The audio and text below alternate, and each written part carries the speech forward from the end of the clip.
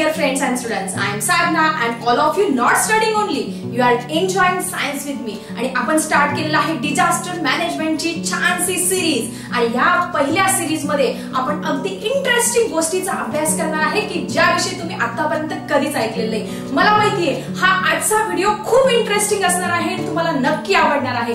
पण तुम्ही नक्की बघा तो आणि आवडत असेल तर लाईक करा आणि नसेल आवडत तर तुम्हाला माहिती आहे काय करायचं आहे. सो आजचा व्हिडिओ माझ्यासोबत तुम्ही एन्जॉय करा. So let's start. So student, what is this? Something is shaking as you see. काहीतरी हदरताना, काहीतरी धक्के बसताना व्हायब्रेशन्स तुम्हाला जाणवत आहेत. व्हाट इज दिस?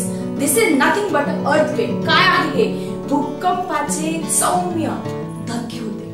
भूकंपाचे सौम्य धक्के आल्यानंतर ही परिस्थिती होती, तर तीव्र धक्के आल्यानंतर काय परिस्थिती होत असेल तुम्ही सगळ्यांनी डोळ्यांनी बघितला. सो स्टुडंट, भूकंप नक्की काय आहे, हा भूकंप कसा येतो, त्यानंतर सगळ्यात महत्त्वाची इंटरेस्टिंग गोष्ट आज मी तुम्हाला सांगणार आहे की जी गोष्ट तुम्ही बऱ्यापैकी ऐकलेली नसेल त्या गोष्टीची आज मी तुम्हाला सांगणार आहे. So what is tectonic plate? Tectonic plate काय आहे आणि भूकंप त्याच्याशी काय संबंध आहे हे सायंटिफिक वेने मी आज तुम्हाला सगळ्यांना छानपैकी समजावून सांगणार आहे. सो माझ्यासोबत तुम्ही कंटिन्यू राहायचं आहे from starting of the video to the end of the video. So let's see, what do you see student? What is this? तुम्ही काय बघताय, काय दिसतंय? माय गॉड, किती डेंजर परिस्थिती आहे. काय दिसतंय तुम्हाला? कुठल्या भूकंपाची आठवण झाली बाळांनो? कुठला भूकंप आहे? भारतातला, महाराष्ट्रातला सगळ्यात मोठा भूकंप. कुठला? द अर्थक्वेक ऑफ 1993, 1993 सालचा सगळीकडे सगळ्यांना माहिती असलेला हा भूकंप. कुठला? 30 सप्टेंबर 1993 साली हा किल्लारी, लातूर जो जिल्हा आहे त्या लातूर जिल्ह्यातल्या किल्लारी गावच्या भूकंपाचं हे दृश्य आहे. पहाटे 4 वाजता इथे भूकंप आला. सगळ्यात मोठा भूकंप.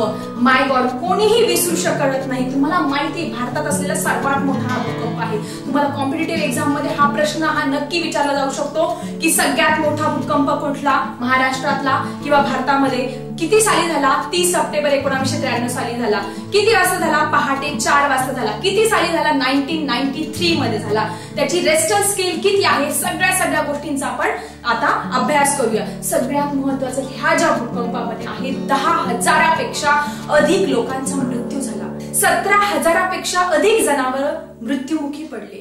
त्यानंतर अनेक हजार लोक हे अपंग झाले कायमचे. असा हा डेंजर किल्लारीचा भूकंप.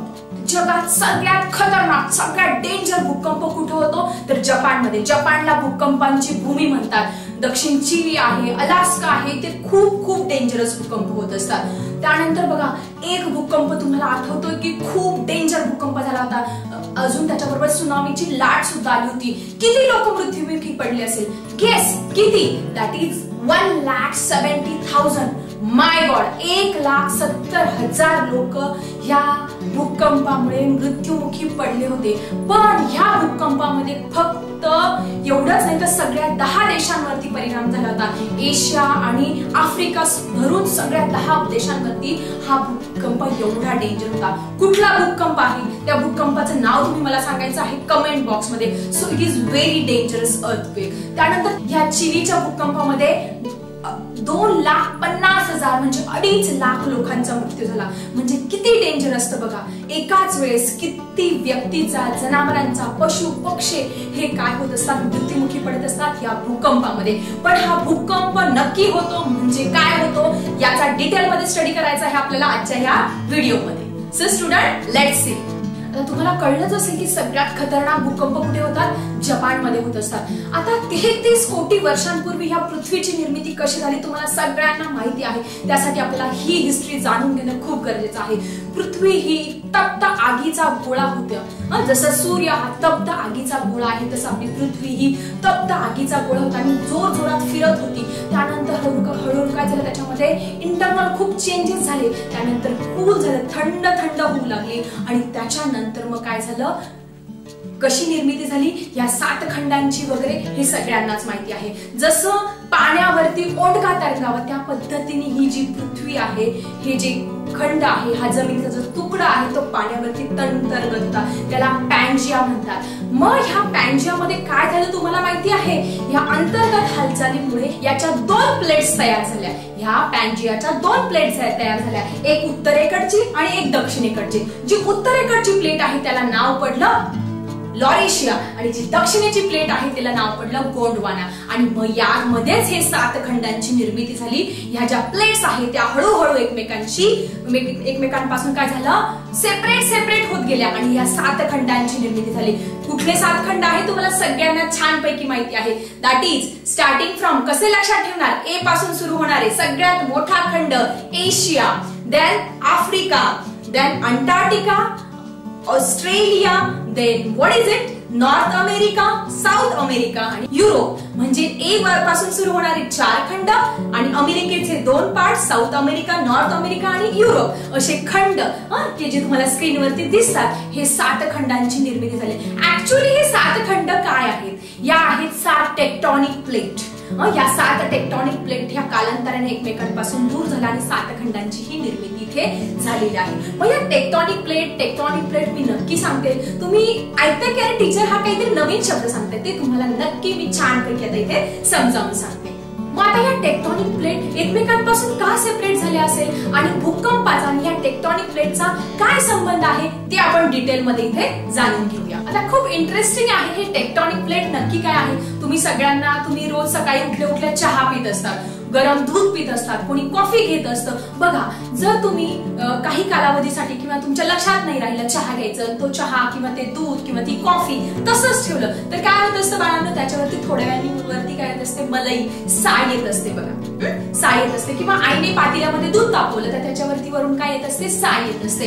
ऍक्च्युअली ती काय असते, साय असते। पण ती साय कावर तयार होत असते बाळांनो, कारण त्या दुधाचा, त्या चहाचा, त्या कॉफीचा तो जो भाग आहे तो लवकर थंड झालेला असतो आणि त्याच्यापासून ती साय तयार झालेली असते। मग तेच आहे ती साय, तीच मलाई, म्हणजेच टेक्टॉनिक प्लेट। म्हणजे काय बघा, याचं मीनिंग तुम्हाला समजलं का? म्हणजे हे जे 7 खंड आहे जे तुम्हाला दिसतायत हे ऍक्च्युअली 7 टेक्टॉनिक प्लेट आहे। 7 काय आहे, मलईचे तुकडे आहे। कशावरती तरंगलेले आहेत, हे लावा रसावरती। पृथ्वीच्या पोटामध्ये काय आहे, अगदी तप्त असा लावा रस आहे आणि ह्या लावा रसावरती, हा लावा रस म्हणजेच दूध आणि ह्या दुधावरती तरंगले आहेत ही साय, म्हणजे हे 7 खंड, यालाच म्हणणार तुम्ही 7 टेक्टॉनिक प्लेट। आलं लक्षात तुम्हाला? साधं आणि सिंपल लॉजिक तुम्हाला ह्या उदाहरणामधून समजून दिलं आहे की पृथ्वीच्या पोटामध्ये असा तो एकदम हॉट लावा रस असतो आणि ह्या हॉट लावा रसवरती ही वरती साय आलेली आहे, म्हणजे हे 7 खंड,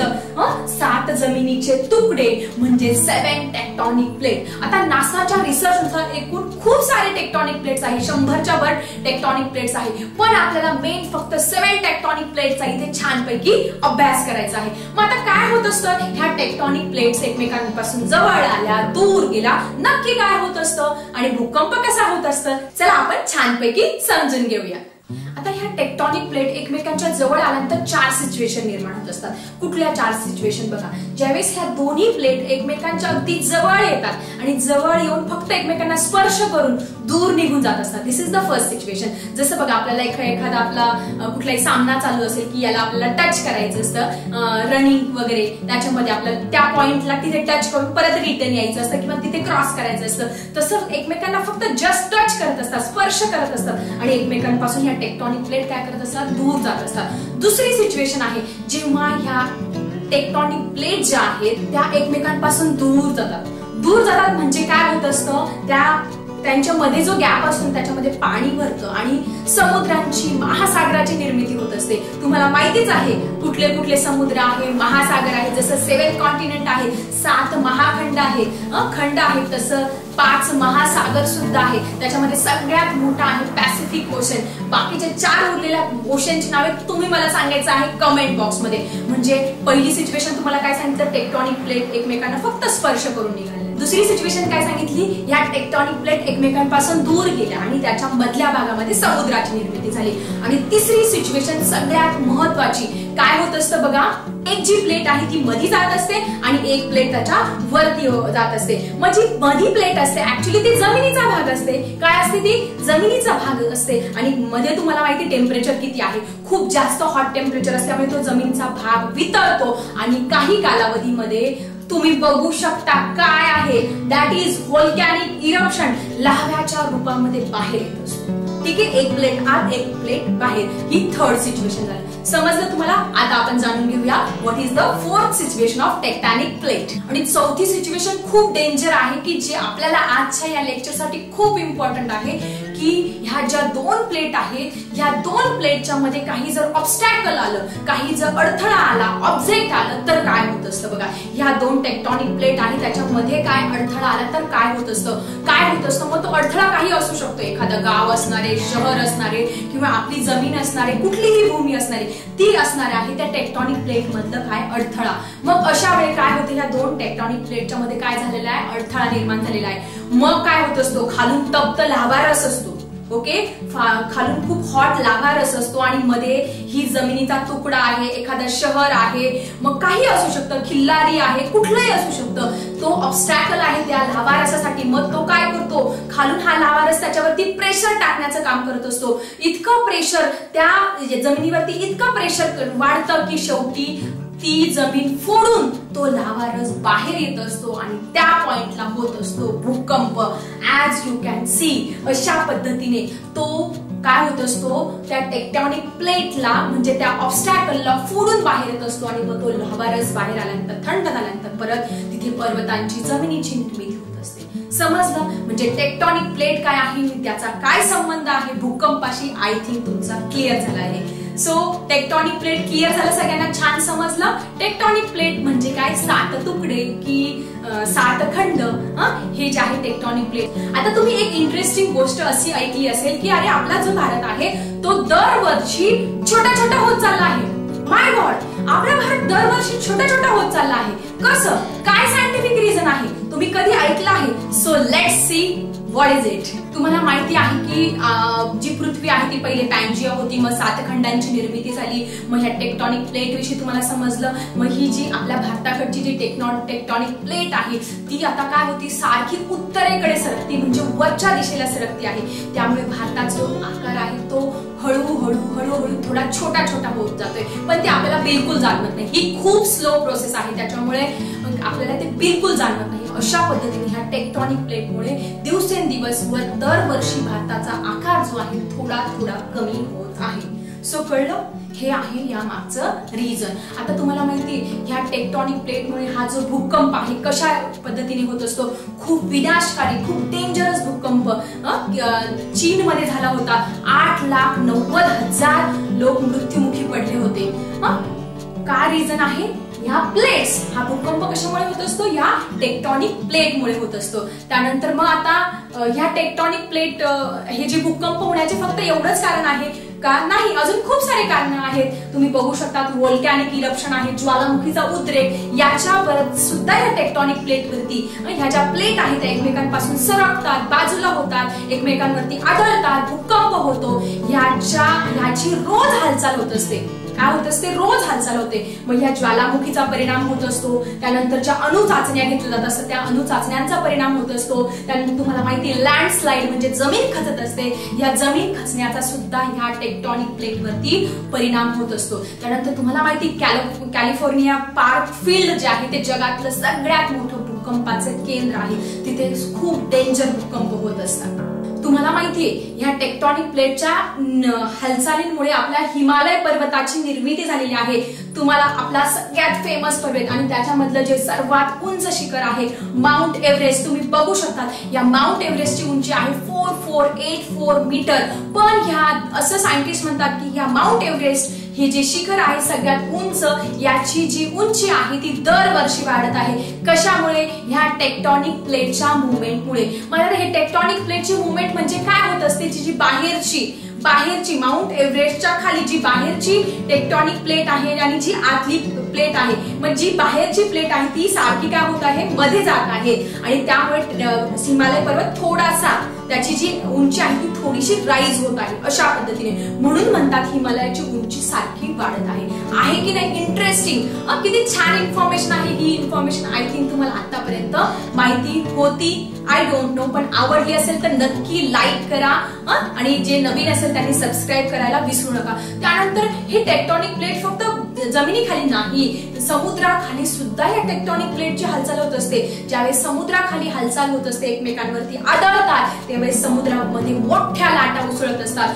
इतक्या मोठ्या की 10 फूट 15 फुटाच्या लाटा असतात आणि त्या लाटांना तुम्ही म्हणणार सुनामीच्या लाटा. आणि त्यामुळे तुम्ही माहितीये की ती जीवितहानी आहे, सुनामीच्या लाटा किती उंच तुम्ही बघू शकता. या सुनामीच्या लाटा ह्या टेक्टोनिक प्लेटच्या हालचालींमुळे सुद्धा होत असतात. सो आय थिंक हा आजचा जो टॉपिक आहे तो तुम्ही माझ्यासोबत केला असेल एन्जॉय, आणि टेक्टोनिक प्लेट काय आहे हे तुम्हाला नक्की छान समजलं असेल. तुमच्या पॅरेंट्स सोबत सगळ्यांसोबत शेअर करा आणि आपण रोज रोज बघूया असेच इंटरेस्टिंग व्हिडिओ डिझास्टर मॅनेजमेंट या सिरीज मध्ये. तोपर्यंत बाय बाय स्टुडंट्स.